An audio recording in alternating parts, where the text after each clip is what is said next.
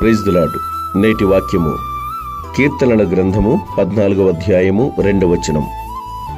వివేకము కలిగి దేవుని వెదకువారు కలరేమో అని యెహోవా ఆకాశము నుండి చూచి నరులను పరిశీలించెను. ఈ లోకములో సమస్త మానవులు దేవుని చేత నిర్మించబడిన వారు, దేవుడిచ్చిన జ్ఞానమును పొందుకొని ఈ లోకములో జీవితాలను కొనసాగిస్తున్నవారు.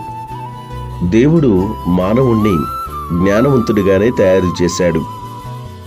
ఈ సృష్టిని ఏలమని, ఈ సృష్టిలో కావలసినవి తయారు చేసుకోమని, ఈ సృష్టిని అనుభవించమని ఎన్నో రీతులుగా మానవుడికి కావలసినటువంటి వివేక హృదయము దయచేశాడు.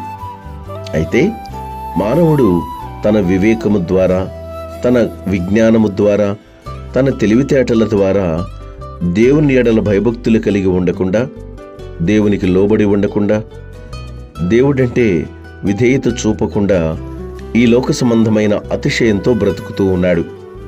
తాను సృజించిన మానవులు తన ఎడల భయభక్తులు కలిగి ఉన్నారా లేదా, తన మాటకు విధేయత చూపుతున్నారా లేదా, తను చూపిన మార్గంలో నడుస్తున్నారా లేదా అని ఆయన ఆకాశము నుండి పరిశీలిస్తూ ఉన్నాడు. ఎవరైతే ఆయన ఎడల భయభక్తులు కలిగి విధేయత కలిగి ఆయన మార్గములో నడుస్తారో వారందరూ దేవుని దృష్టికి వివేకమైన వారుగా కనపడతారు.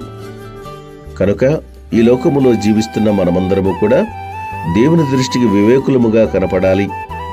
దేవుని దృష్టిలో తెలివి కలిగిన వారముగా, జ్ఞానము కలిగిన వారముగా కనపడాలి అంటే ఆయనకు లోబడి ఆయన వాక్య ప్రకారముగా జీవించాలని దేవుడు ఈ యొక్క మాట ద్వారా తెలియపరుస్తున్నారు.